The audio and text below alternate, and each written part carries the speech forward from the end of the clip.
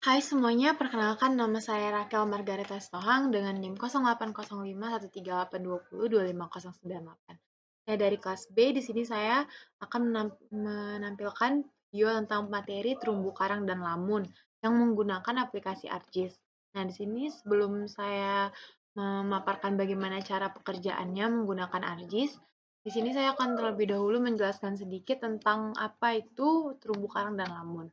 Nah, jadi pada materi ini itu tuh menggunakan ArcGIS yang dengan tujuan praktikum itu di mana mahasiswa itu dapat memetakan kawasan terumbu karang dan lamun dengan menggunakan algoritma Lizenga. Nah, jadi ekosistem terumbu karang itu berperan penting pada ekosistem laut. Nah, yang dikarenakan ekosistem terumbu karang ini digunakan sebagai tempat memijah, daerah asuhan, dan sumber plasma nufta bagi biota laut.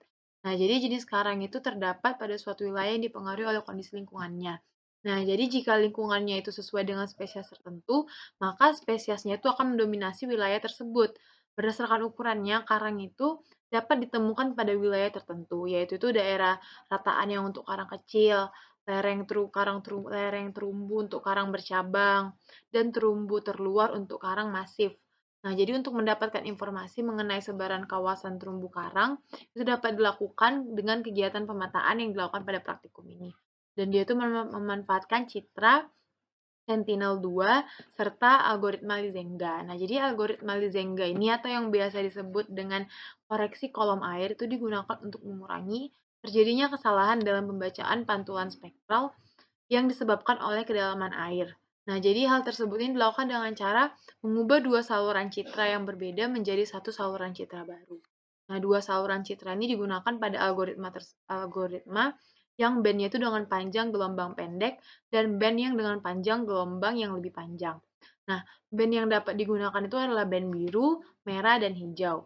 Pemanfaatan algoritma Lizenga ini itu juga untuk pemetaan sebaran substrat yang terdapat di perairan laut dangkal.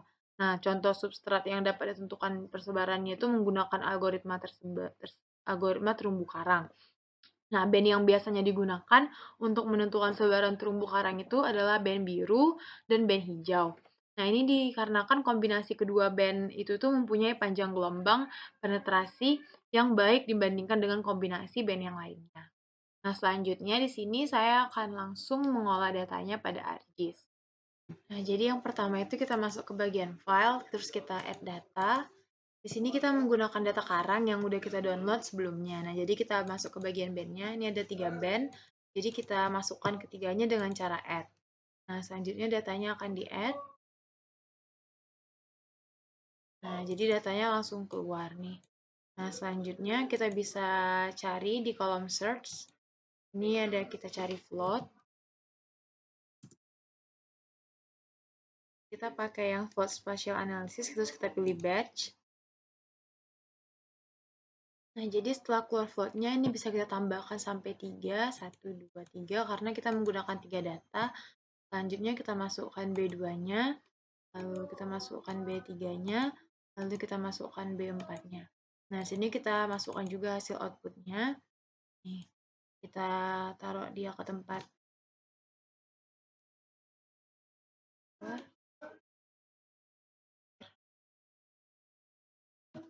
Terus kita save.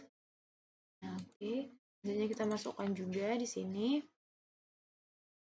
Namanya di B3. Dan selanjutnya yang terakhir, kita buat juga sama seperti yang sebelumnya. Selanjutnya kita save OK, lalu kita tekan OK, dan bisa kita tunggu ini dia masih lagi proses. Nah, jadi untuk auto prosesnya ini cukup memakan waktu yang cukup lama, jadi sini saya akan memposisikan videonya dulu. Nah, selanjutnya setelah selesai di float, ini kita masuk ke bagian search lagi, kita cari RStudio Calculator. Nah, di sini kita lanjut ya, karena udah ada band 2-nya dan udah sukses tadi, saya kita tekan band 2. Ini dibagi 10.000. Kita masukkan data outputnya. Yang kita bikin new folder.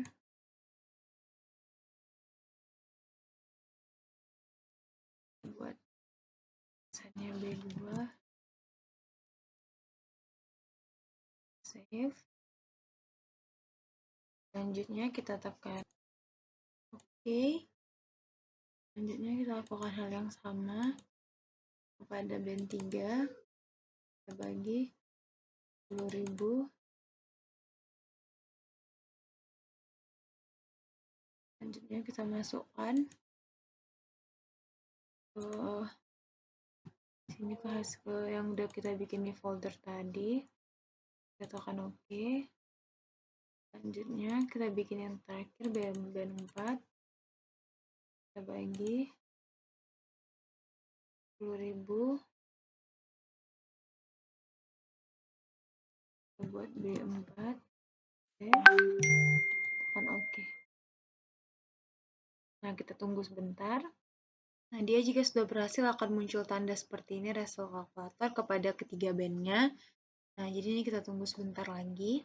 Jadi di sini kita langsung saja bagian Windows, kita cari CTRL-nya. Sini kita cari composite bands. Nah, ini nah, selanjutnya itu kita masukkan band 2.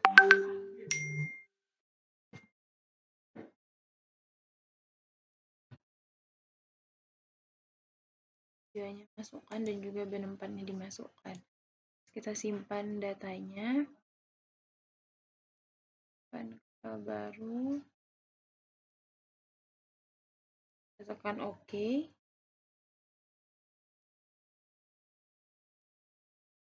File baru, folder baru.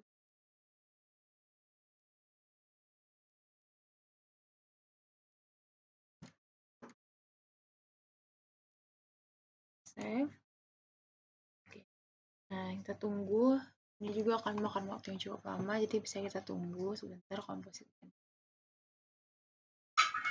Selanjutnya kita akan masukkan SHP daerahnya dengan cara file seperti biasa, add data.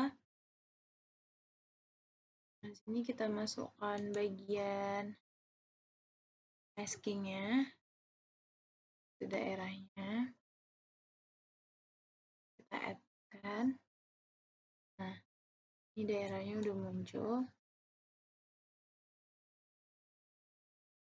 Nah, jadi ini udah keluar hasil peta kita. Nah, ini hasil petanya. Selanjutnya kita masuk ke bagian editor. Kita tekan start editing.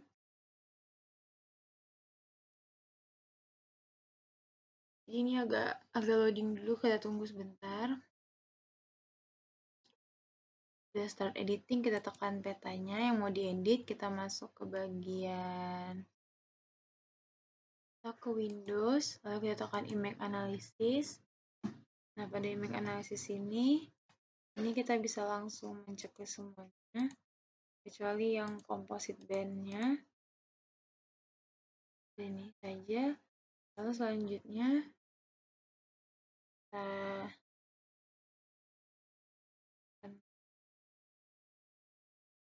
kita pilih ini, lalu kita tekan ininya, kita pilih cubic conversion, lalu kita tekan gunting. Nah, akan proses. Selanjutnya akan keluar hasil klip B2-nya. Nah, setelah selesai digunting, kita extend, baru kita tekan stop editing, lalu kita tekan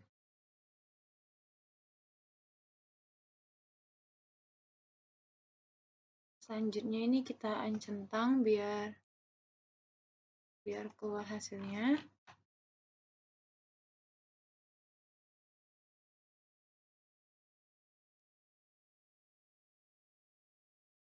Ya, kita bisa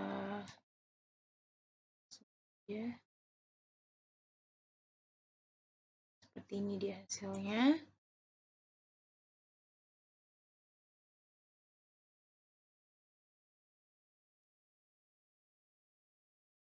Jadi hanya ini dia.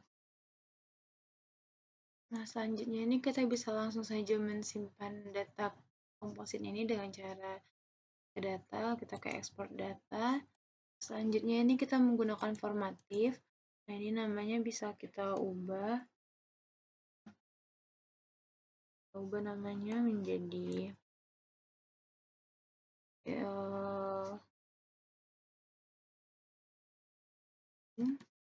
tempatnya juga bisa kita ubah mau di mana saja, kita save. Nah, jadi datanya telah tersimpan. Nah, selanjutnya kita masuk ke bagian katalog. Kita bisa cari di sini. Ini kita bisa masuk ke bagian menu. Selanjutnya kita pilih set file. Nah, di sini kita bisa mengubah namanya menjadi Lizenga. Nah, ini kita memakai poin, tetap kita masukkan koordinatnya menggunakan WGS. Nah, sini kita bisa menambahkan lagi. Masuk bagian edit, kita pilih lagi yang bagian project. Kita masuk ke bagian UTM. Selanjutnya kita pilih WGS 19 Outran. Lalu kita pilih yang 48. UTM zona, baru kita tekan OK.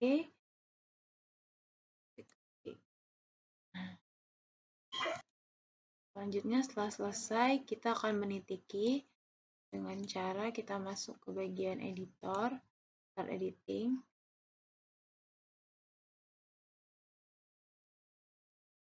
Nah, selanjutnya ini bisa kita titik-titikin menjadi 30 titik di daerah yang putihnya.